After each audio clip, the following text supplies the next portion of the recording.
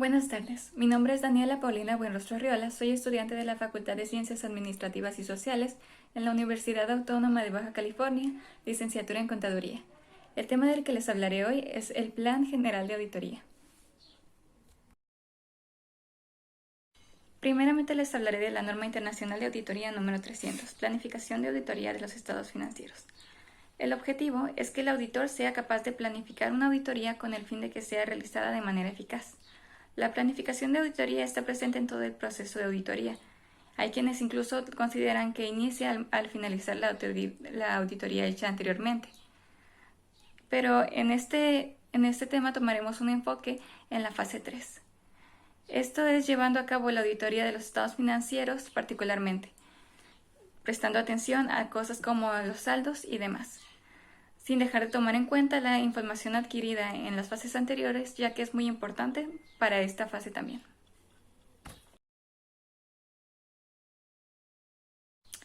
La planificación, de acuerdo a la NIA 300, implica el establecimiento de una estrategia global de auditoría y el desarrollo de un plan de auditoría. La planeación coordina actividades de la organización hacia objetivos perfectamente definidos y convencidos. Esto de acuerdo a Vincent Rubin. Medimos la eficiencia de nuestras operaciones de acuerdo a la contribución a nuestros propósitos y objetivos. Una auditoría podría navegar sin rumbo hasta que alguien señale lo que es y a dónde debe dirigirse. La planificación de auditoría también traerá beneficios al auditor.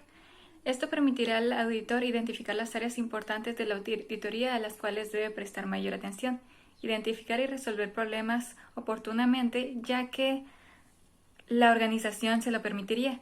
Ayuda al auditor a organizar y dirigir adecuadamente el encargo de auditoría para que éste sea eficaz y eficiente. Ayuda a facilitar también la selección de miembros del equipo de encargo y distribución de trabajo de acuerdo a sus competencias y características. Facilita la dirección y supervisión del trabajo y de los miembros del equipo. Y facilita la coordinación del trabajo realizado por los auditores y por algún experto que se contrate. La planificación conlleva ciertos requerimientos. Estos serían la participación de miembros claves del equipo de encargo, actividades preliminares del encargo, actividades de planificación, documentación y consideraciones adicionales en los encargos de auditorías iniciales. En el requerimiento de participación de miembros clave del equipo del encargo, el socio del encargo y otros miembros clave del equipo participarán en la planificación de la auditoría, incluida la planificación y la participación en una discusión entre los miembros del equipo. Para este punto es importante tomar en cuenta la experiencia y conocimientos de los miembros del equipo del encargo para así asegurar que la planificación sea realizada con la mayor eficacia y eficiencia. Para esto es importante conocer quién es el socio del encargo. El socio del encargo es una persona de la firma de auditoría que es responsable del encargo y de su realización, así como del informe que se emite en nombre de la firma de auditoría.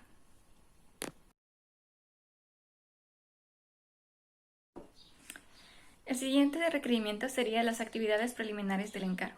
En este punto, el auditor debe llevar a cabo distintas actividades, las cuales serían primero la aplicación de procedimientos relativos a la continuidad de la relación con clientes y el encargo específico de auditoría. Esto se refiere a que al llevar a cabo los procedimientos de aceptación de continuidad de relaciones con el cliente, se debe asegurar de que estos procedimientos sean adecuados y por lo tanto sus resultados también lo sean. También puede darse el caso de que sin saber se acepte el encargo cuando hay situaciones que hubieran frenado a la firma de aceptar este encargo. En dicho caso, el socio del encargo deberá comunicarle esto a la firma y ellos discutirán qué se puede hacer al respecto. También está el punto de evaluaciones de cumplimiento de los requerimientos aplicables en ética. Para este caso, el socio también debe aplicarse a lo establecido en la NIA 220, en la cual se mencionó que se deben aplicar a los requerimientos de ética aplicables todos los miembros del equipo del encargo. De identificarse que alguno de los miembros no está apegándose a los requerimientos éticos, el socio de la firma lo discutirá con el resto de los miembros y determinará lo que se ha de hacer al respecto. El último punto sería el establecimiento de un acuerdo de los términos del encargo, en el cual, como lo dice, se establecerían los términos y este tendría que ser aprobado por ambas partes. Las actividades de planificación también permitirán al auditor determinar el alcance, momento de realización, dirección de la auditoría y el desarrollo de un plan de auditoría. Gracias a las actividades de planificación es que podremos determinar la cantidad de recursos que se necesitan, en qué momentos se necesitan, quiénes serían necesarios y, en general, la dirección y supervisión de los recursos que se tienen. Por ejemplo, en una fase del trabajo podría necesitar cierta cantidad de trabajadores, o tal vez es necesario realizar algún tipo de reuniones informativas, que esto sería relativo a la dirección y supervisión de los recursos.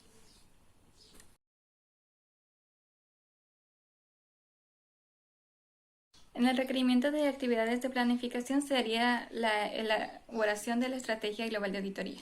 Para esto sería necesario que el auditor identificara las características del encargo que definen su alcance, tales como pueden ser las actividades que realiza, los procesos, la administración de la entidad y demás. También sería necesario definir los objetivos del encargo en relación a los informes a emitir, con el fin de planificar el momento de realización de la auditoría y la naturaleza de las comunicaciones requeridas. Las comunicaciones requeridas se refiere a la comunicación que se tendría para con la entidad, ya que a pesar de que es sumamente importante tener comunicación con la entidad, hay información que es importante que sea de conocimiento de pocas personas, ya que si se va a llevar a cabo la revisión de un área en particular y queremos ver cómo transcurren las actividades normalmente, sería preferible que no supieran que se va a llevar a cabo la auditoría. También deberíamos considerar los factores significativos para la dirección de las tareas del equipo del encargo, esto según el juicio del auditor. Considerar los resultados de actividades preliminares del encargo y, en su caso de encontrar información relevante, podríamos tomarla en cuenta. También sería importante conocer la naturaleza, el momento de empleo y la extensión de los procedimientos que vamos a llevar a cabo, ya que esto definirá pues cuánto tiempo se tomará la auditoría y son detalles muy importantes a conocer.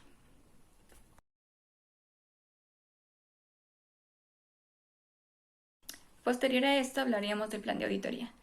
El plan de auditoría se diferencia de la estrategia global de auditoría en que este es más detallado. Incluye aspectos como la naturaleza, momento de realización y extensión de los procedimientos a realizar. Pero aún así está estrechamente relacionado, ya que si la estrategia global de auditoría sufre algún cambio o el plan de auditoría sufre algún cambio, se afectarían el uno al otro respectivamente.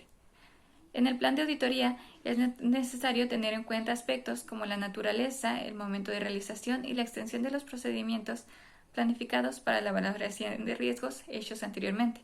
También, igualmente, la naturaleza, momento de realización y extensión de los procedimientos de auditoría posteriores planificados relativos a las afirmaciones. Aquí nos preguntaremos, ¿qué son las afirmaciones?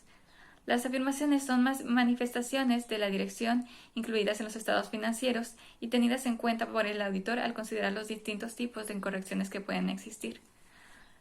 Las cosas que mencioné anteriormente sobre la naturaleza, el momento de realización y la extensión de los procedimientos de la auditoría pueden verse afectados por factores como la dimensión de la entidad, la capacidad y competencia del equipo de trabajo, los riesgos de incorrección material, el área de auditoría de que se trate y demás.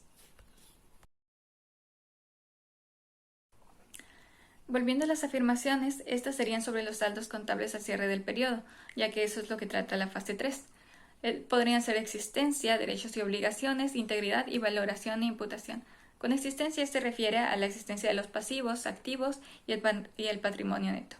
Derechos y obligaciones se refiere a los derechos que tenemos sobre ciertos activos y obligaciones a los pasivos, que son las obligaciones que tiene la entidad. La integridad se refiere a que se han registrado todos los activos, pasivos y partidas de patrimonio que se tienen. Y la valoración e imputación se refiere a que los activos, pasivos y el patrimonio neto figuran en los estados financieros por importes apropiados, y cualquier ajuste que se haya hecho debe ser adecuadamente registrado. La última parte del plan de auditoría sería otros procedimientos de auditoría planificados, cuya realización se requiere para el encargo que se desarrolle conforme a la SNIA. Esto sería, a juicio del auditor, lo que él considere que debería agregar un procedimiento distinto y demás.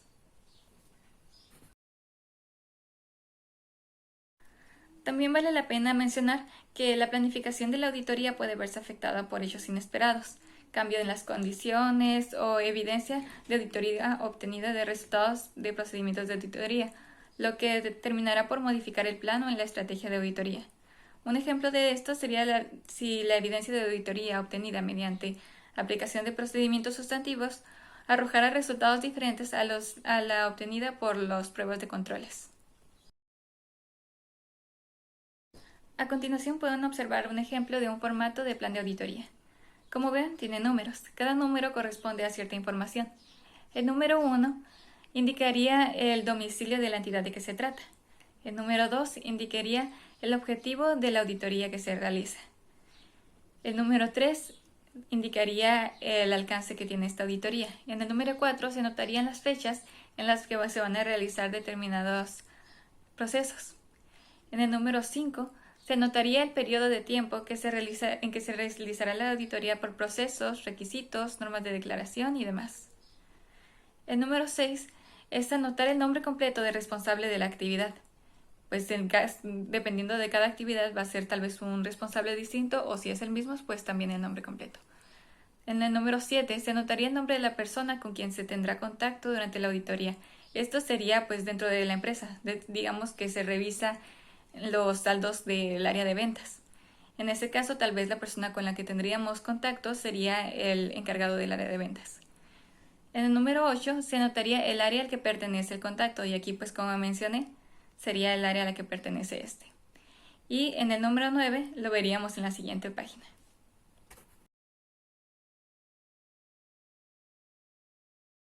Aquí, como podrían observar, el número 9 es la firma del auditor. Como pueden observar en el formato de plan de auditoría, aquí se señala lo que hemos mencionado antes. Tienen fechas determinadas, horarios determinados, ciertos procesos que se van a realizar, quiénes los van a realizar y todo estaría plasmado en esta hoja en los distintos recuadros que pueden observar. También aquí se muestran los normamientos a los que están apegados los distintos procesos que llevan a cabo. La documentación de auditoría es un registro de decisiones clave consideradas necesarias para planificar adecuadamente la auditoría y para comunicar las cuestiones significativas al equipo de encargo.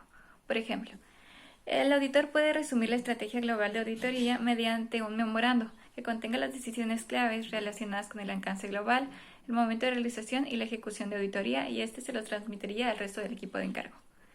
También es considerado un registro de la auditoría el momento de realización y extensión de los procedimientos de valoración de riesgo planificados, así como los procedimientos de auditoría posteriores relativos a las afirmaciones, en este caso a los saldos, en respuesta a riesgos valorados. Esto sirve como un registro de la correcta planificación de los procedimientos de auditoría que puede revisarse y aprobarse antes de su ejecución. Se dice que en la documentación el auditor deberá incluir la estrategia global de auditoría, el plan de auditoría y cualquier cambio significativo que alguno de estos haya sufrido. De haber tenido algún cambio, sería necesario incluir los motivos por los cuales se dio ese cambio en la documentación de auditoría. Al llevar a cabo el plan de auditoría adecuadamente, no es necesario tener alguna documentación extra que demuestre que se ha elaborado, ya que en este documento, en este plan de auditoría que elaboremos, se reflejará si es que lo hicimos de manera adecuada y en este manifestará la existencia de un plan de auditoría.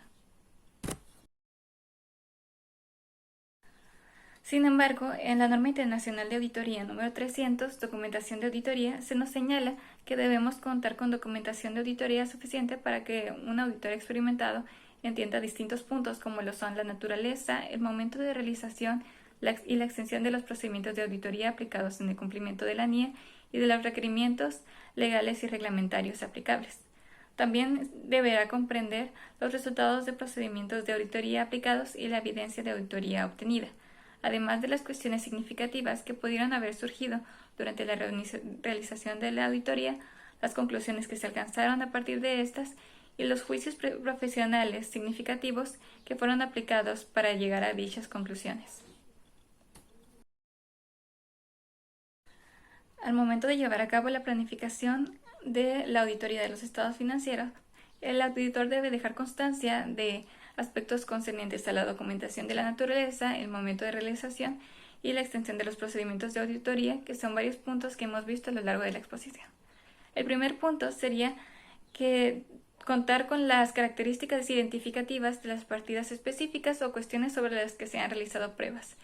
Esto, por ejemplo, en el caso de estar revisando la cuenta de bancos, sería necesario manifestar qué procedimientos se tuvieron en esta cuenta y cuáles son las características particulares que se encontraron.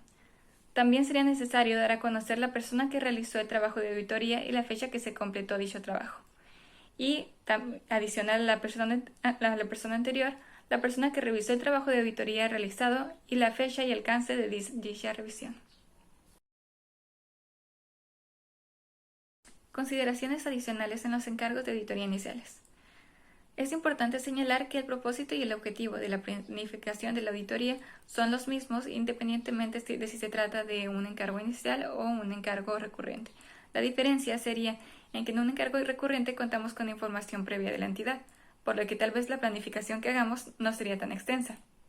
Mientras que en un encargo inicial, pues sí tendríamos que hacer una planificación más amplia para adquirir mayor información.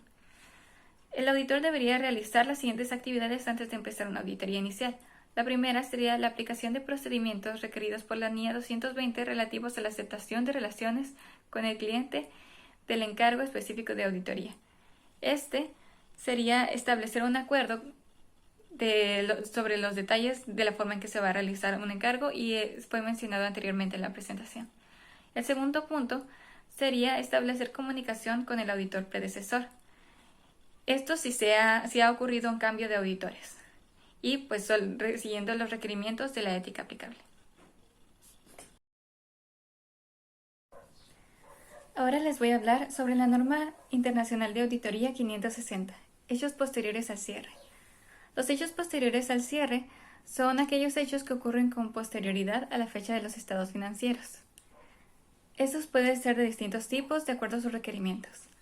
Pueden ser hechos ocurridos entre la fecha de los estados financieros y la fecha del informe de auditoría, hechos que llegan a conocimiento del auditor con posterioridad a la fecha del informe de auditoría, pero con anterioridad a la fecha de publicación de los estados financieros, o hechos que llegan a conocimiento del auditor con posterioridad a la fecha de publicación de los estados financieros.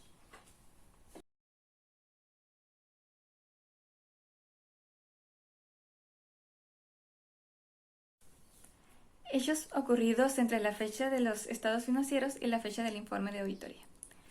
Para estos es necesario obtener evidencia del momento en que sucedieron los hechos posteriores. Esto es entre la fecha de los estados financieros y la fecha del informe de auditoría, como le dice su nombre.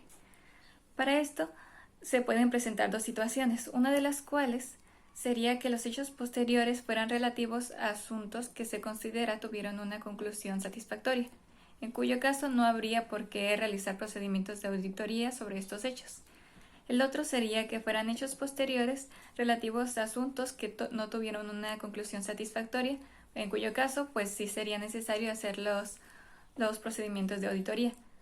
Cuando se presente este caso y se emita un nuevo informe de auditoría y se modifiquen todo lo necesario, el auditor deberá solicitar a la dirección de la entidad que emita un documento por escrito de acuerdo a la NIA 580, en la cual manifieste que ha revelado toda la información necesaria de hechos posteriores.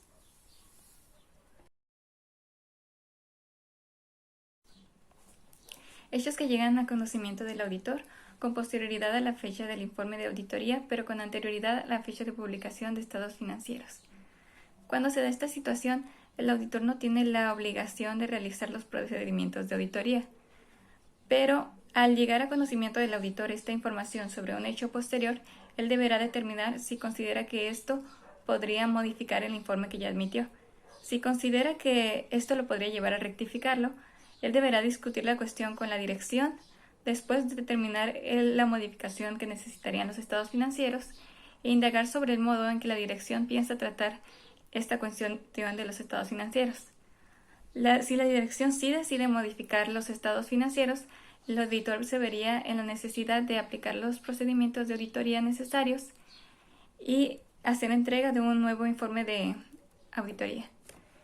En los hechos que llegan a conocimiento del auditor con posterioridad a la fecha de publicación de los estados financieros, la circunstancia que se presentaría sería muy similar.